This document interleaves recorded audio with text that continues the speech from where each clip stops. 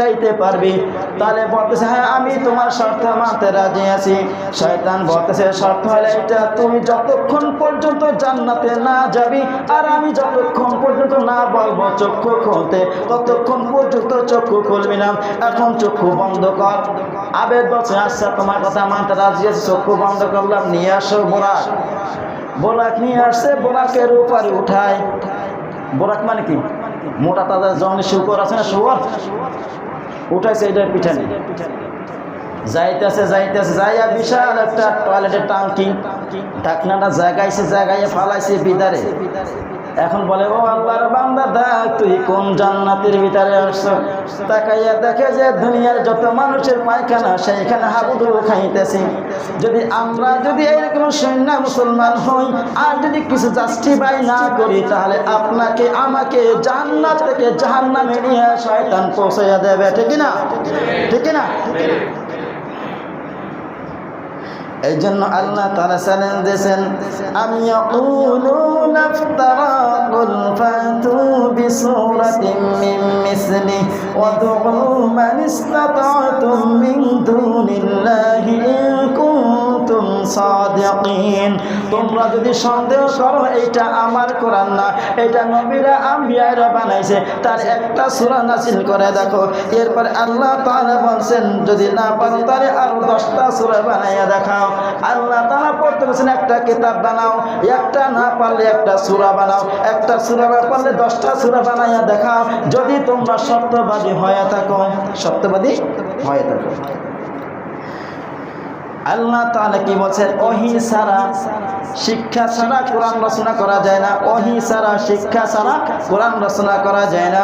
10 নম্বর সূরা সূরাতুল ইউনূস 37 নম্বর আয়াত আল্লাহ তাআলা বলেন ওয়া মা কানা হাযাল কুরআন আইয়ুফতারা মিন দুনিল্লাহি ولكن تصديق الذي بين يديه وتفصيل الكتاب لا ريب فيه من رب العالمين। আর এই কোরআন আল্লাহর ওহী ও শিক্ষা ছাড়া রচনা করা যায় না। আল্লাহ তাআলা বলেন এই ওই কোরআন ওহী আর শিক্ষা ছাড়া রচনা করা যায় না। আর ওহী তো আসে আল্লাহর পক্ষ থেকে, আর এই শিক্ষাটাও আসে আল্লাহর পক্ষ থেকে। ওহী নিয়ে আসে জিবরিল আসেন, আর জিবরিল মুহাম্মদ সাল্লাল্লাহু আলাইহি ওয়াসাল্লাম প্র্যাকটিক্যাল শিক্ষা দিয়ে যায়। শিক্ষা দিয়ে গেছেন না? এই জন্য আল্লাহ তাআলা বলেন কোরআন ওহী আর শিক্ষা ছাড়া কোরআন রচনা করা যায় না। যেহেতু শিক্ষা আর ওহী এইটা আল্লাহর হুকুম ছাড়া আল্লাহর পক্ষ থেকে ছাড়া আসে না, এই জন্য আল্লাহ তাআলা চ্যালেঞ্জ দিয়েছেন এই কোরআন যদি তোমরা বানাইতে চাও তাহলে আমার পক্ষ থেকে ওহী নিতে হবে, আমার পক্ষ থেকে শিক্ষা নিতে হবে। অর্থাৎ আমার পক্ষ থেকে শিক্ষাও পাবা না, ওহীও পাবা না। আমি খাতামান নবিয়্যিন, নবীর উপরে শেষ নবীর উপরে কোরআন নাজিল করেছি।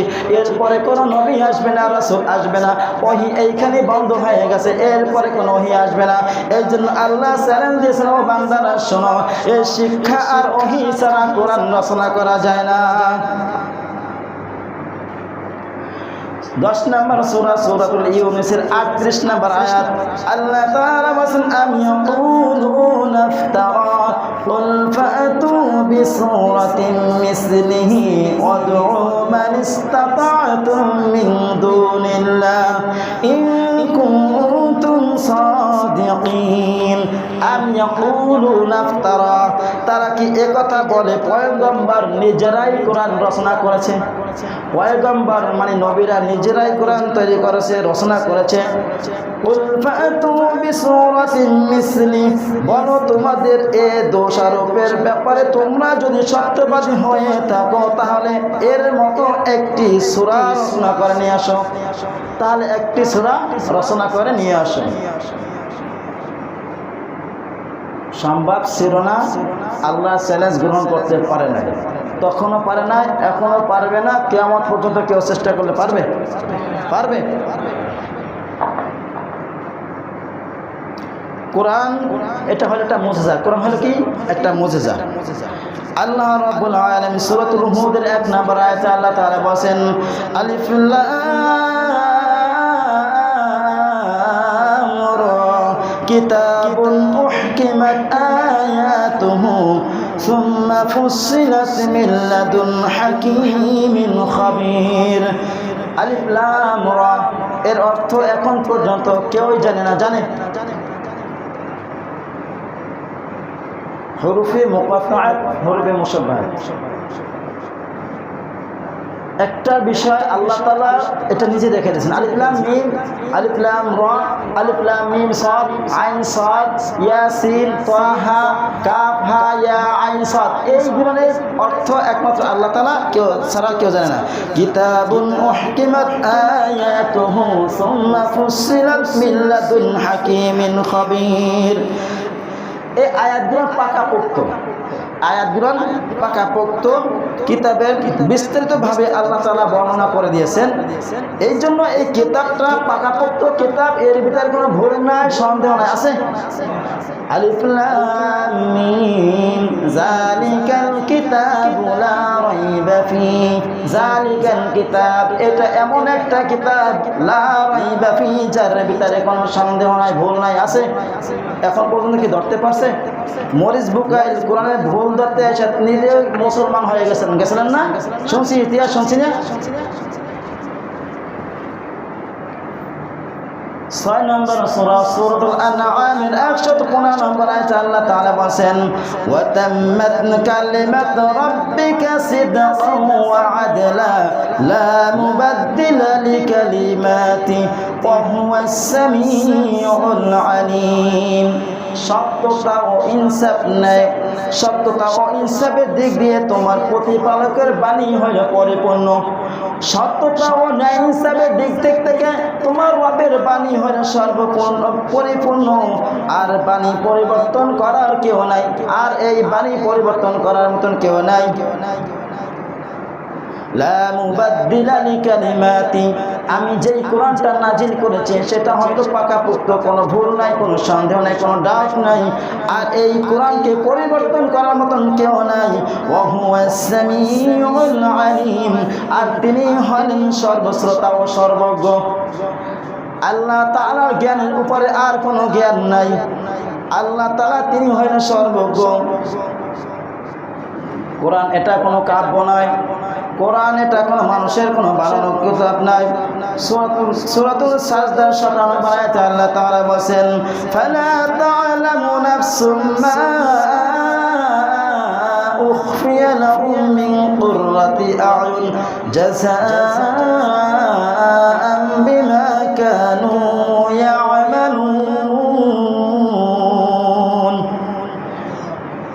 এতক্ষণ যেই কথাগুলো শুনলাম, নবী আমাদের মাঝে যেই কথাগুলো প্রচার করে গেলেন, এই কথার ভিতরে কোনো ভুল নাই, কোনো সন্দেহ নাই, কোরআনের ভিতরে কোনো সন্দেহ নাই। আমরা সামি'না ওয়া আতা'না, শুনলাম মানলাম।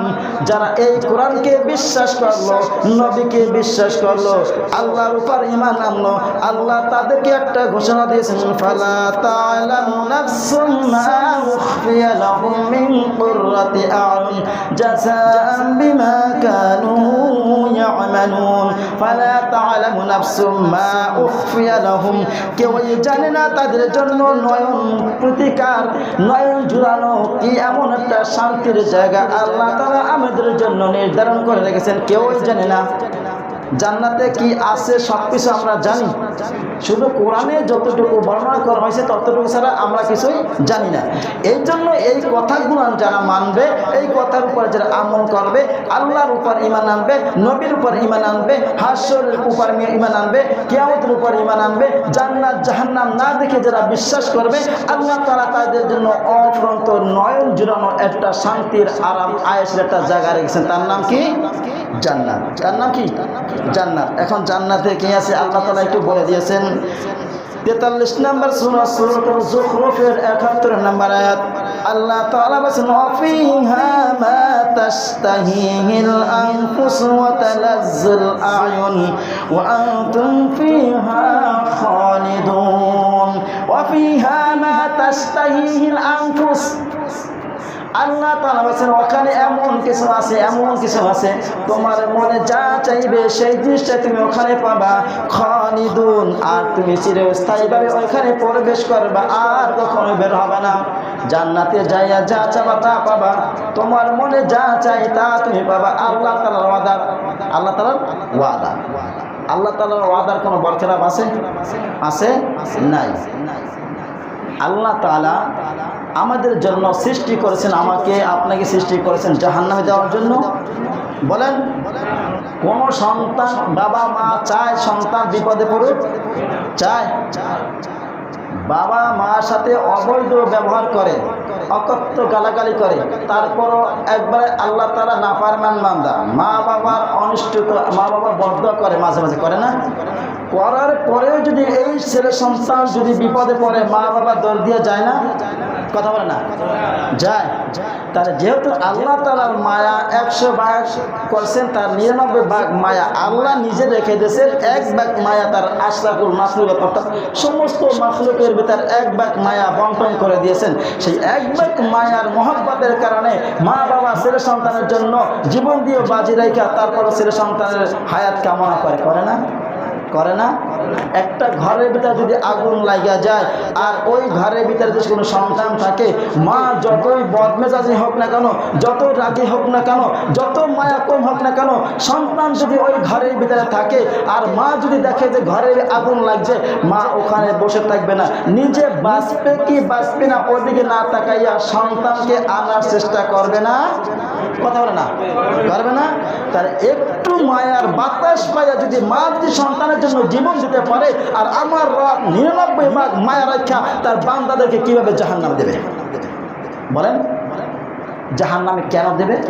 আল্লাহ তাআলা বলে দিয়েছেন সূরাতুল আ'রাফ 179 নম্বর আয়াত, 179 নম্বর আয়াত, وَلَقَدْ ذَرَأْنَا لِجَهَنَّمَ كَثِيرًا مِنَ الْجِنِّ وَالْإِنسِ لهم قلوب لا يفقهون بها ولهم أعين لا يبصرون بها ولهم آذان لا يسمعون بها أولئك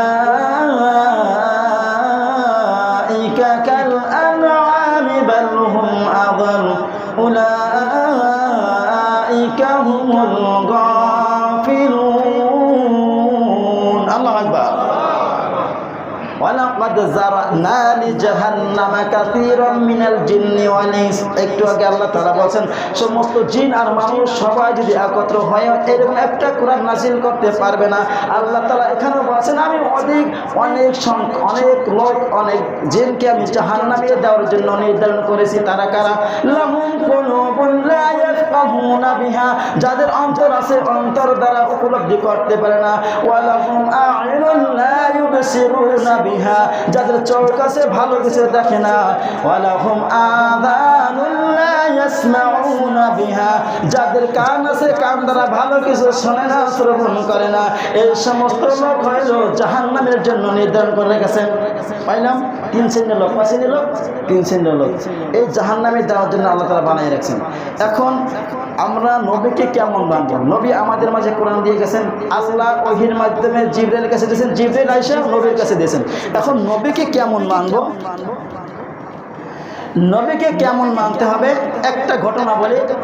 নবী করিম সাল্লাল্লাহু আলাইহি ওয়াসাল্লাম খুতবা দিচ্ছিলেন, ভাষণ দিচ্ছিলেন, বক্তৃতা দিচ্ছিলেন।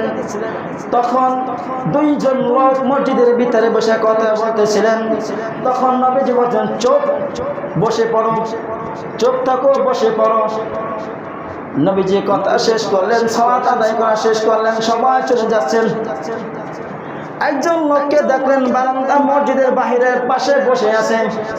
সাহাবায়ে আজমায়ে কেরাম জিজ্ঞাসা করলেন, ও আল্লাহর বান্দা তুমি এখানে বসে আছে কেন? আর তোমার কাছে ব্যাগ কেন? বলতেছে আমি ব্যাগ নিয়ে বাজার করতে গিয়েছিলাম।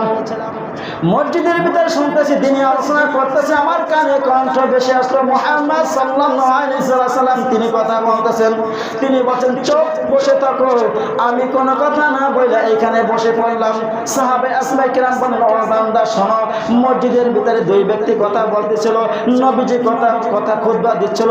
নবীজি তখন তাদেরকে বলছে চুপ, বসে থাকো। আপনাকে তো বলে নাই। তখন তিনি বলছেন আমি কিভাবে এখান থেকে উঠি, যার কারণে ইসলাম সহজভাবে পাইলাম, যার কারণে আল্লাহকে সহজভাবে চিনতে পারলাম, যার কারণে জান্নাত জাহান্নাম খুঁজে পাইলাম, যার কারণে ইসলাম খুঁজে পাইলাম, সঠিক পথ কোনটা সেইটা খুঁজে পাইলাম। এখন তিনি বললেন চোখ বসে থাকো, নবীজি কাকে বলছে আমি এইটা শুনি না, নবীজির কথা আমার কানে গেছে, আমি সাথে সাথে বসে পড়লাম। আমাকে যতক্ষণ পর্যন্ত নবীজি আমাকে না বলবে এখান থেকে তুমি চলে যাও, আমি এইখান থেকে এক পাও আমি আগাবো না। তাহলে বুঝলেন নবীকে কেমন ভালোবাসলো, নবীকে ভালোবাসা কেমন। এখন নবীকে যেরকম ভালোবাসতো, এখন নবী নাই, নবীর পরবর্তীতে ইন্নামাল উলামা ওয়ারাসাতুল আম্বিয়া, নবীদের ওয়ারিস হলো আলেম ওলামা। নবীকে যেভাবে মহব্বত করতে হয়তো, নবীকে যেভাবে ভালোবাসতে হয়তো, নবীকে যেভাবে সম্মান করতে হয়তো, এখন আলেম ওলামাদেরকে সেইভাবে সম্মান করতে হবে, ঠিক না? বল কথা বলে না।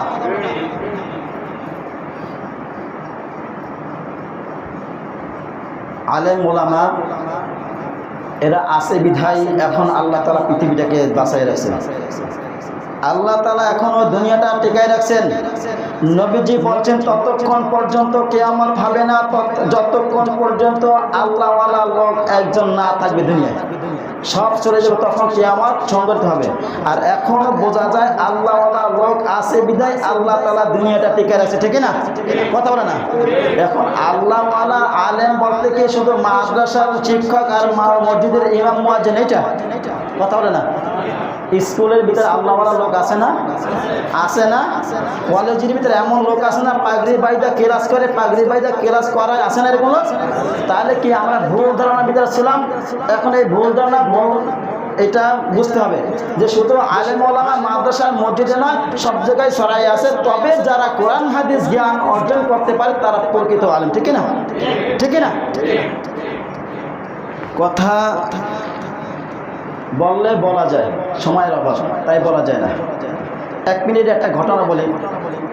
একজন শিক্ষক ছিল, গরিব প্রকার, যে বেতন পায় তা দিয়ে ভালো কোনো খাবার খাইতে পারে না।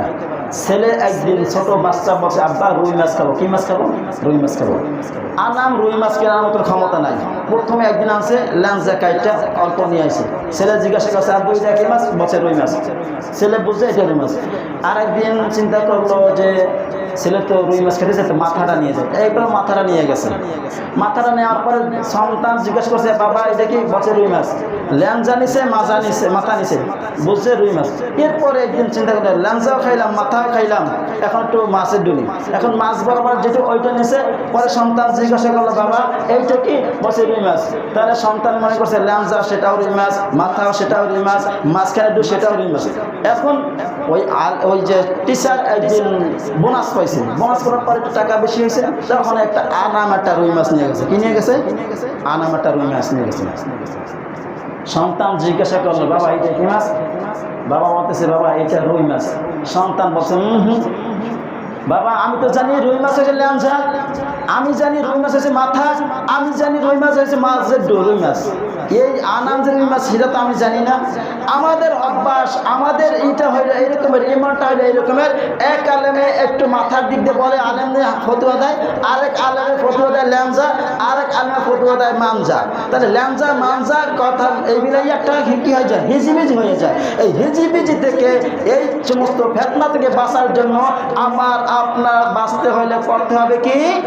আল কোরআন। কি করতে হবে? আল কোরআন জ্ঞান অর্জন করুন, তারপরে আপনি আমল শুরু করে দেন ইনশাআল্লাহ। আল্লাহ তাআলা আমাদের সবাইকে বুঝে শুনে আমল করার মতো তৌফিক দান করবেন। জোরে না আমি আল্লাহ খাস করে যতটুকু শুনেছি আর যে আমি বলেছি সবাইকে আমল করার মতো তৌফিক দিয়ে দাও আল্লাহ। তুমি আমাদের সবাইকে বুঝে শুনে আমল করার মতো তৌফিক দিয়ে দাও।